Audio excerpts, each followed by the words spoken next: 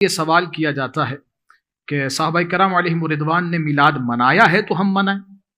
یہ عمومی طور پر یہی سوال ہوتا ہے کہ آپ بتائیں کہ صحابہ نے کہاں میلاد منایا ہے. صحاح ستہ کی ایک بڑی ہی مستند کتاب ہے سنن نسائی. اس کے اندر حدیث مبارکہ ہے حضرت سیدنا امیر معاویہ رضی اللہ تعالیٰ عنہ، آپ صحابی رسول کاتب وحی ہیں، روایت فرماتے ہیں کہ حضور نبی کریم علیہ السلام ایک مرتبہ اپنے کاشان اقدس سے باہر تشریف لائے. صحابہ کرام علیہم رضوان گھیرا لگائے تشریف فرماتے. حضور نبی کریم علیہ السلام نے ارشاد فرمایا ما اجلسکم، تم کیوں بیٹھے ہو، کیا وجہ ہے بیٹھنے کی؟ تو وہ عرض کرتے ہیں حضور جو ہم یہاں پر بیٹھے ہیں نا وہ ہم اللہ کا ذکر کر رہے ہیں اور اللہ رب العزت کی حمد و ثنا کر رہے ہیں کہ رب نے ہمیں ہدایت دی ہے دین اسلام کی طرف. واہ واہ سبحان اللہ. اور آگے کا جملہ بڑا پیارا ہے، فرمایا وہ منا علینا بک، فرمایا حضور آپ کی صورت میں جو ہم پر احسان فرمایا ہے ہم اس پر اللہ کا شکر ادا کر رہے ہیں. واہ سبحان اللہ سبحان اللہ. اگر یہ میلاد نہیں ہے پھر ہم یہ پوچھتے ہیں میلاد کہتے کسے؟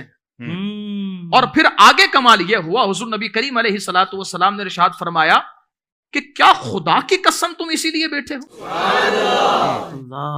یعنی آگے بات کوئی بہت بڑی ہونے والی ہے نا. جب یہ حضور قسم ارشاد فرما رہے کہ فرمایا کہ کیا خدا کی قسم تم یہی کر رہے تھے، اسی کام کے لیے بیٹھے ہو؟ تو صحابہ کرام سارے مل کر عرض کرتے ہیں حضور خدا کی عزت کی قسم ہے ہم یہاں بیٹھ کر بس یہی کام کر رہے تھے. اب آگے جو معاملہ ہے وہ بڑا خوبصورت ہے.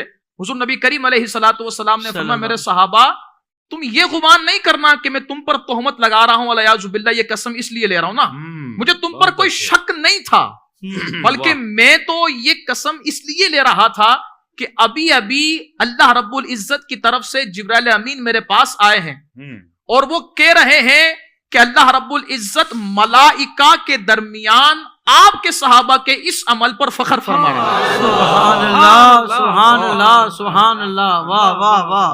تو اللہ رب العزت کا اس عمل پر راضی ہونا، خوش ہونا، یہ بھی حدیث سے ثابت ہو گیا. بہت اچھے. اور صحابہ کا عمل بھی میلاد مصطفیٰ صلی اللہ علیہ وسلم کرنا یہ ثابت ہو گیا. کمال ہو گیا. اور آگے میں یہاں پر ایک اور بات عرض کر دوں. اب سوال یہ کیا جاتا ہے کہ صحابہ تو بیٹھ کر ذکر کر رہے تھے، نہ لائٹیں لگائی تھی، نہ جلوس تھا، نہ جھنڈے تھے، تو یہ کیوں آج ایسا اہتمام کیا جاتا ہے؟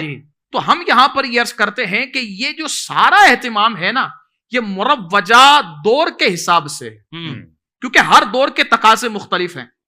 سرکار کے دور میں مدارس تھے، مدرسہ تھا، وہ مدرسہ بالکل تھا صفا کا چبوترا تھا، کوئی ایک 4 منزلہ عمارت نہیں تھی، کوئی ایک ایسی عمارت تعمیر نہیں کی گئی تھی. تو آج کیوں تعمیر کی گئی ہے؟ اسی طرز پر عمل ہونا چاہیے تھا، وہی طرز اپنانا چاہیے تھا. تو جواب کیا ملتا ہے؟ نہیں، اصل میں ہر دور کے تقاضے ہوتے ہیں.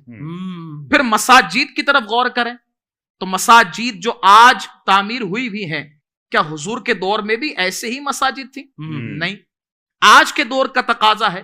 تو اسی طرح میں مختصر کرتا ہوں ورنہ کئی مثالیں اس کی ہیں. صحیح. اگر یہاں پر یہ سوال ہوتا ہے کہ جھنڈے، جلوس اور یہ جو لائٹیں ہیں یہ کیوں، تو یہ ساری چیزیں دور کے تقاضے کے مطابق ہیں. جھنڈا کیوں لگایا جاتا ہے میں اس پر ایک بات کر کے، حضرت نے تو بالکل جلوس کے حوالے سے بات کو کلیئر فرما دیا ہے. چراغے کے حوالے سے بھی بات بالکل کلیئر ہے کہ جہاں پر 2 گھر میں لائٹیں لگی ہوئی ہوں، وہ ایک بندہ آتا ہے اور آ کر کہتا ہے دروازہ کھٹکھٹا کر حضور خیریت لائٹیں کیوں لگائی ہوئی ہیں؟ تو کہتا ہے حضور کے میلاد کی لائٹیں. تو وہی کہتا ہے ہاں بدعت، یہ بدعت ہے، یہ درست نہیں ہے. اور برابر ہی کے گھر کے دروازے کو کھٹکھٹا کر کہے کہ حضور خیریت آپ نے لائٹ لگائی ہوئی ہے، تو وہ کہے کہ نہیں اصل بچے کی شادی اس لیے لگائی ہوئی ہے، تو وہ کہتا ہے جی مبارک ہو آپ کو. یعنی لائٹیں وہاں پر بھی، لائٹیں یہاں پر بھی. فرق کیا ہے کہ اس نے اپنے بچے کی خوشی منائی تھی تو اس پر وہ خوش ہو گیا، وہ نہ جانے اب کس کا بندہ تھا. لیکن یہاں پر الحمدللہ رب العالمین یہ جو خوشیاں، یہ لائٹیں لگائی گئی ہیں اپنے بچے کی خوشی میں نہیں، آمنہ کے لال کی خوشی میں لگائی گئی ہیں. تو حضرت وہ اس پر یہ کہتے ہیں کہ ہم اس کو بدعت اس لیے کہہ رہے ہیں کہ اس کو یہ دین کا حصہ بنا رہے ہیں. بولا وہ تو چلو ایک شادی ہے نا، اسے لائٹ لگائی ہے، مگر یہ حضور کا نام لے کر اس کو دین میں شامل کر رہے ہیں لائٹوں لگانا. ہم ان سے یہ سوال کرتے ہیں کہ کیا شادی دین نہیں ہے؟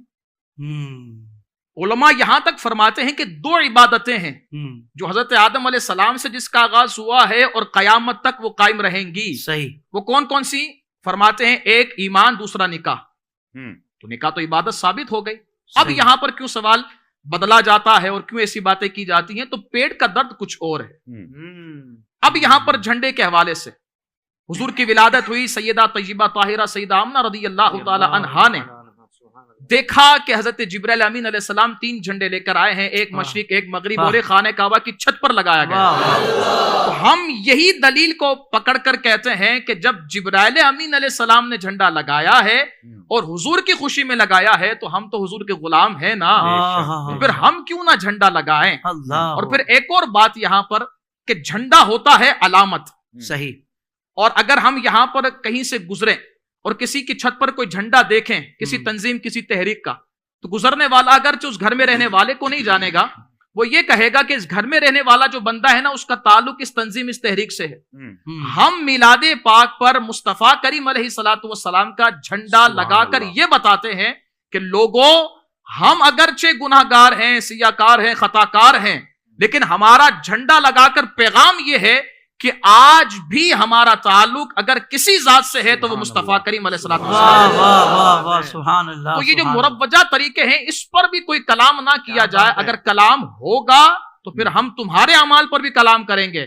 جس کی حقیقت حدیث سے ثابت ہو گئی تو ہم یہی پیار سے کہتے ہیں کہ اسے منانا شروع کر دو اور مصطفیٰ کریم کی آمد کے نعرے لگانا شروع کر دو. سبحان اللہ. سبحان اللہ.